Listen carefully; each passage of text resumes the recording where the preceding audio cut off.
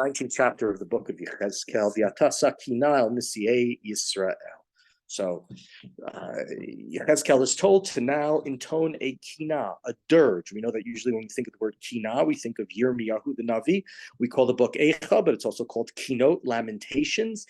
And so usually Yechezkel is not the one who's associated, but this is going to be an allusion, a parable. We're in the midst of a number of chapters where different parables, the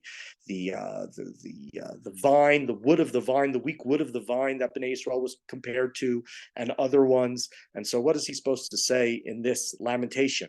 Now, if it's called a lamentation, we know it's probably not going to be so good. V'amarta ma imcha levia bein arayot ravtza betoch kfirim rivta gureha.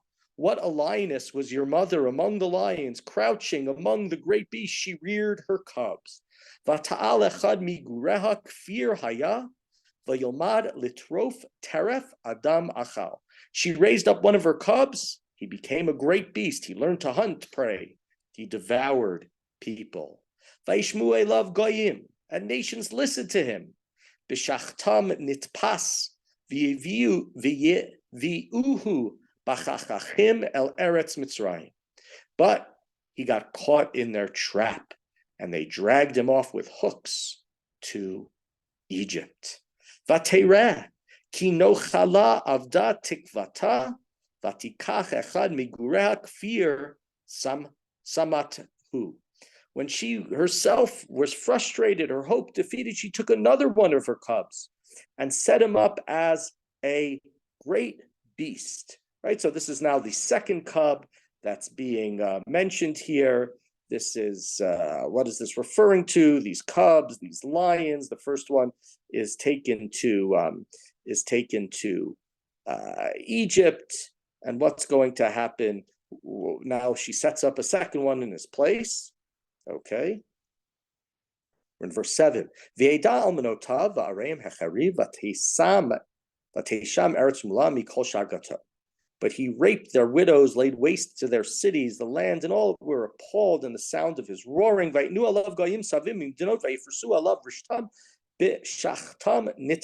nations from all the countries round about them, they gathered against him. They spread their net over him. He was caught.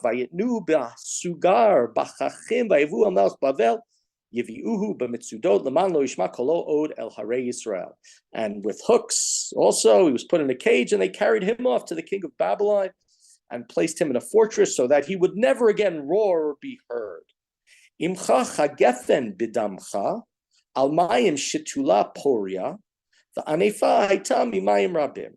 Your mother was like a vine in your blood, planted beside stream with luxurious boughs and branches, abundant waters. Vayihu la matot oz el shiftei moshlim vatigba komato al bein avotim vayar begavho berov daliotav. And she had a mighty rod, a scepter, was the highest. It was obvious, it could be seen because it was so high and so tall. Vatutash bechema laaretz, but it was plucked up in a fury.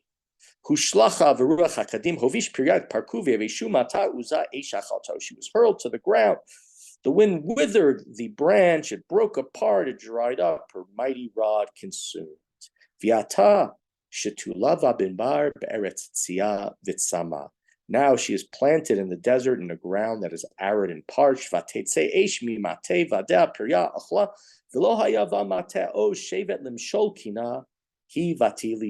Fire was issued from her twigs and has consumed her bows. She's left without a mighty rod, a scepter to rule with. This is a familiar dirge. So what are we talking about in this chapter? What do we do? This lion, and the lions are taken away. It's taken away to Bavel. It's destroyed. One is taken away to Egypt. What is going on in this chapter? The general understanding of this chapter refers to the lion is the tribe of I shouldn't say the tribe, the people of Yehuda. Yehuda is referred to in the Torah, Gur Aryeh Yehuda. They're referred to as a lion, and they have kings who are taken away. Kings who, son of Yoshias, who is taken to Egypt when he's going there to go and to wants to have a alliance with the Egyptians against the Babylonians. It doesn't work out. The second king, Yechonia, is taken to Bavel, is taken to Babylon. Third king mentioned, Tzidkiyahu. Tzidkiyahu is the king who's then placed there, but the destruction occurs and the destruction happens. And in a sense, what's happening in this chapter is that this thing that was supposed to be a lion, a blessing that was given by God to the tribe of Yehuda through Yaakov, Gur Aryeh Yehuda, that Yehuda is going to be a lion. It's going to run after the it's going to run after its enemies. It's going to destroy them. And in the bracha that Yaakov gives to his children, it talks about the scepter. They're going to be kings. They're going to be in charge. Here we're told that these kings have been, in a sense, destroyed. They've been taken away. It's a dirge.